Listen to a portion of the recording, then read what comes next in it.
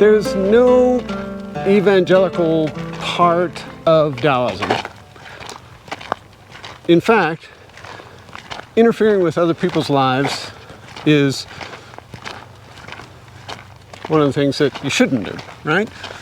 That is true-ish. Oh, okay. So let me explain why it's true-ish. There's this thing called spicing the noodle. It's a very old metaphor. Okay. And that is, you can have Taoism, but then you add a little flavor on top, the spice. Yeah. And that spice can be Buddhism, which is evangelical, or it can be Confucianism, which is also evangelical, oftentimes under force. Yes. Or you can flip it around and you can have Buddhism, for example, be the noodle, and you spice it with a little Taoism. Oh, okay. Okay. Or you can have Confucianism and you spice it with a little Taoism, so you're spicing the noodle. Yeah, okay, yeah. Some people believe the spice is exactly what the noodles need. Some people believe the noodles are good enough by themselves. Yeah. Why are you ruining the noodles with some spice?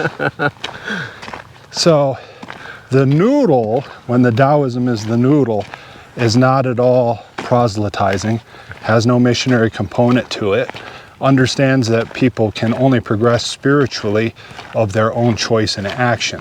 It's the one area that you absolutely control yourself. Okay. To make it more palatable to people, though, they may sprinkle a little something on Yes, it. You know, they want a little of this or a little of that.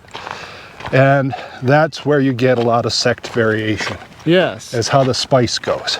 People comfortable or more familiar with one tradition, you know, recognize the spice and can eat the noodles spiced in that way. Yes. And so there are some noodles out there that have a little missionary spice on them. Okay. But if they overspice the noodle, it is not Taoism anymore. Okay. It is, in fact, whatever the spice was as the noodle with a little Taoism sprinkled on top. Got it. Because they kind of want, see, within China, Taoism has a multi-thousand-year reputation of power, tremendous human development.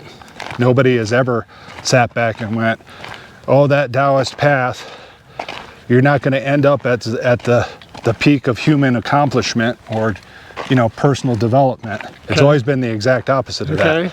If you want to transcend as a human, well, you have the Taoist path. If you can follow the Taoist path. Maybe you should put some spice on those noodles.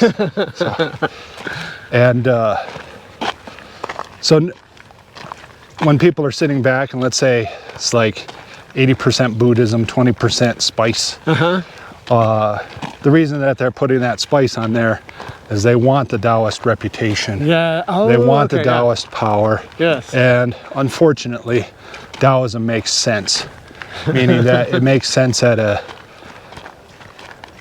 to use the modern word, scientific, mathematical level. Yeah. Very consistently. It stands up to those trials. In fact, it finds fault with the lack of rigor within the current science. That's a tough pill to swallow sometimes, though.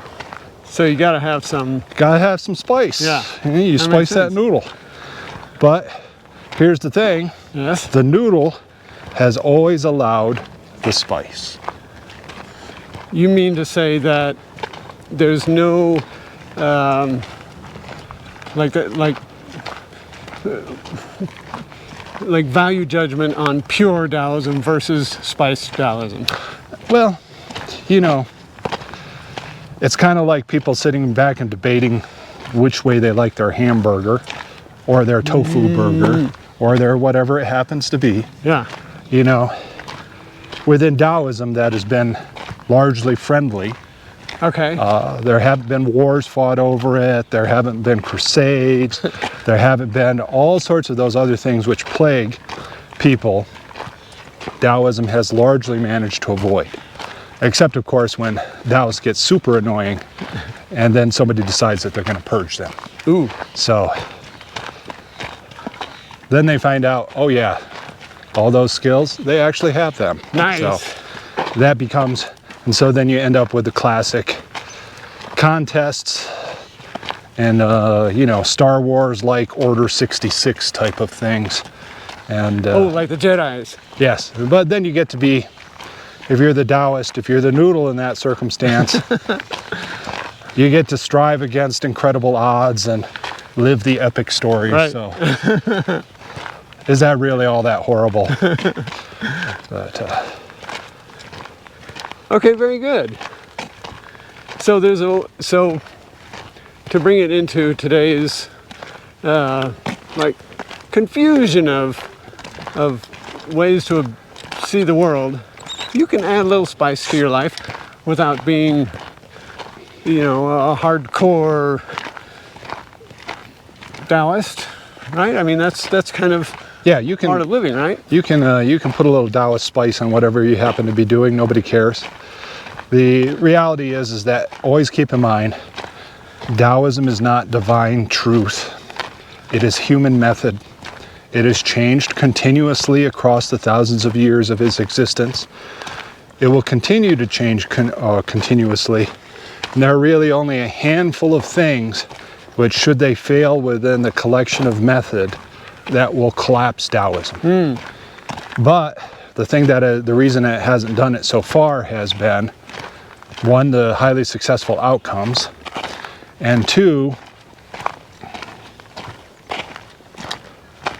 for some reason, people don't want it to disappear.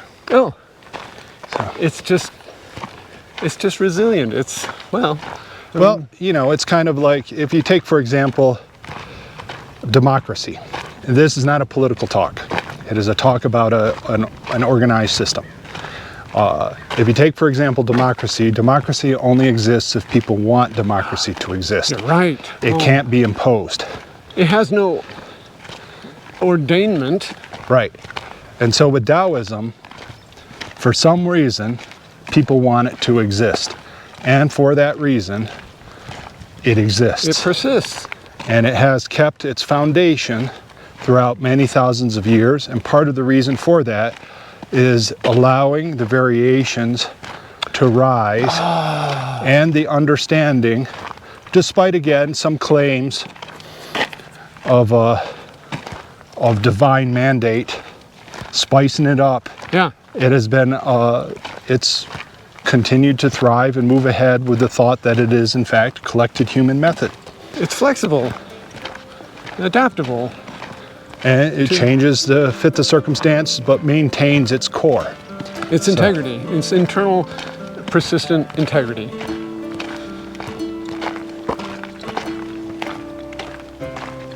Yeah. Okay.